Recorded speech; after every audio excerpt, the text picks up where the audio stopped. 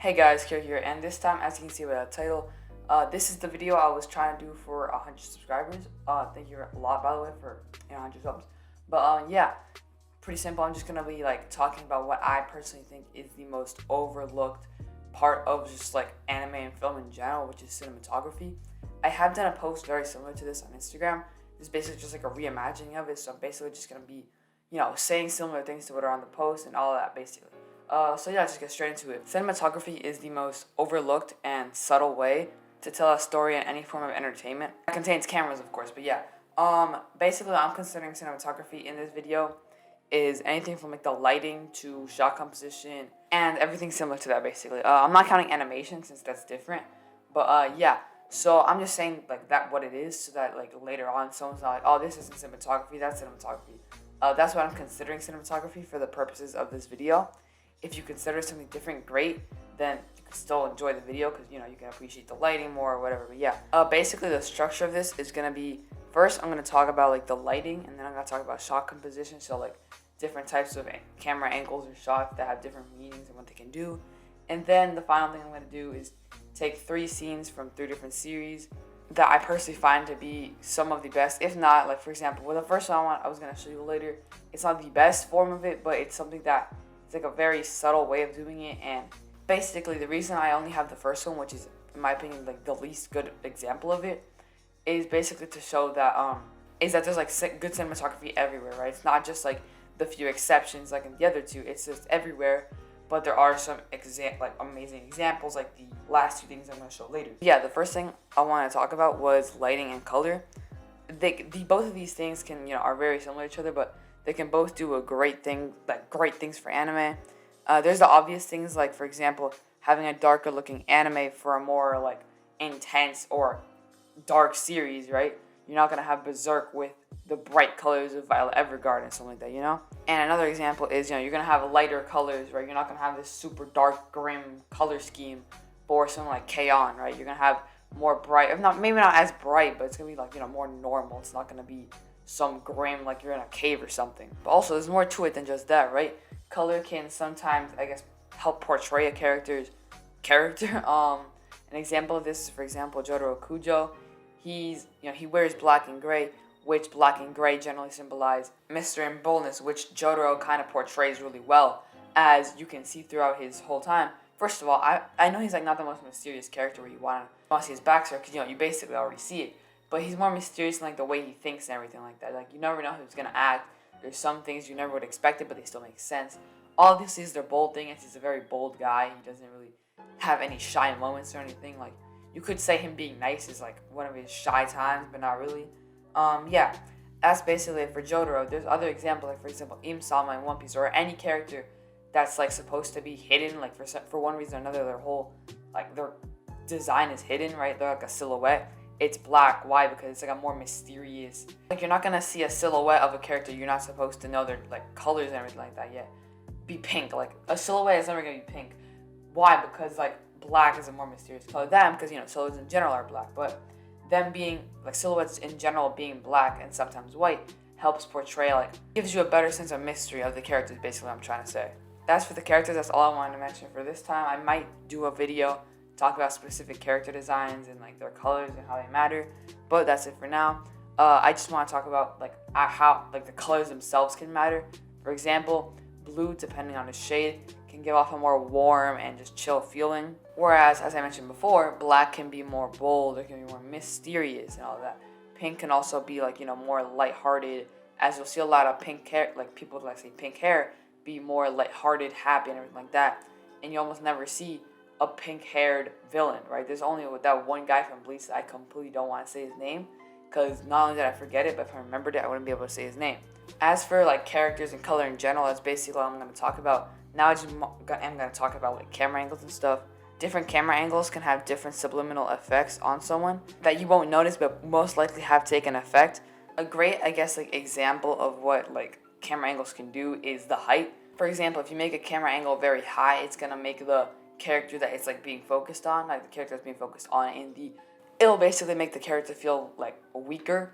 Whereas if you make a camera angle smaller, but let's say near your feet, and then it's looking up, it's gonna make the character feel a lot stronger. And you'll see this a lot in different series where like when a character does something powerful or just a powerful presence in general, see that camera angle be on a lower, height than normal. I don't think I'm gonna have to explain too much, but basically that's probably because, when you say you look up to someone, like when you start looking up to a person, it's generally in like a more like superior way, like you look at them superior. That might not be the case, but you like kind of admire them, I guess, if you look up to someone.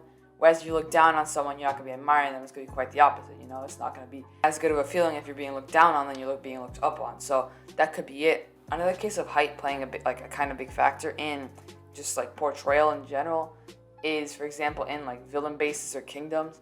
A lot of kingdoms in anime, yeah, some of them are just completely flat. A lot of them have like an uphill slope, and you'll see a lot of the time that I don't even say a lot of the time, every single time almost, you'll see like the higher you go up on that slope, the more wealth is generally seen, and then you'll see like the king or queen or whoever like rules the place be at the absolute top, and that's like where their palace is gonna be. And the people on like the bottom of the slope are gonna be like the peasants or people without as much money or wealth. And that happens like in every series. If you can give me a single example where it's the opposite, I'll be genuinely surprised, since I don't think I can come up with an idea of a scene where like the kingdom or like the people with the more wealth are at the bottom and the people who have less wealth are at the top. It just doesn't feel right. And also, as I mentioned earlier, that's because you look up at people so they feel superior. Like people with more money can be considered superior in that case, and the people who have more money are looking down on them because they don't have as much wealth. But as for actual camera angles now, instead of like what I was mentioning before, as far as camera angles go, I'm only gonna be talking about 3, and they're like the most common you'll see when it comes to like showing a character's face. And they are, I don't know what the first one's called, but you know what I'm talking about. There are a lot of memes about this, like the ones where like the character goes insane, yeah. But I'll basically have it on screen like right about now. But yeah, if you didn't know what I was talking about before, you probably do now. But you'll see this in a lot of anime, especially like Bungo Stray Dogs and Naruto. You'll see this like when a character goes insane, as I mentioned before. It's mainly because I would say it's mainly because the whole face is distorted, so like it helps like with the whole distorted mentality, I guess. This is generally used to give off like a sense of like unease or just like uncomfortableness, I guess. Also, fun fact, when I looked this up, like for the actual name of it, because I didn't know, I was trying to find the name of these camera angles. The two of them are pretty others, but yeah. This one's supposedly called the Dutch tilt or the canted frame. As I mentioned before, it helps to give off a sense of unease and uncomfortable, and it's used when the character's being given some bad news or whatever. As for the next thing I wanted to, like the next camera angle, that's a profile shot, which I'll have on screen right about now. And as you'll see that you've definitely seen this one. It's basically in every series ever. It's similar to a portrait, but it gives off like less emotion, right? So this is generally used in like dialogue scenes, or like, for example, this isn't used in any like super emotional scenes, but it's a lot of times it's used like, how in those anime scenes there's like characters trying to say something and they're just completely muted when they like say the words. That's generally used as well, but this is used in general in dialogue scenes. It's kind of like telling you what the character thinks, but not like 100%. Like say you know what they're saying, right? It's somewhat true, but it's also like they're keeping something in their head, right? It's not all just being fleshed out and given to you straight away. As for the other one, the portrait shot, which is a lot more, I guess, like information giving, I'll have it on screen right about now. And yeah, that's basically used for more emotional scenes where like the characters basically crying their eyes out sometimes. Like for example, Robin saying she wants to live. That's just a great example of this, where like you can see the just emotion pouring out of their faces. And yeah, it's just used a lot more to help you connect with the characters. Because when you're talking to someone face to face, it's you can see their whole face, you can see the facial expressions, everything.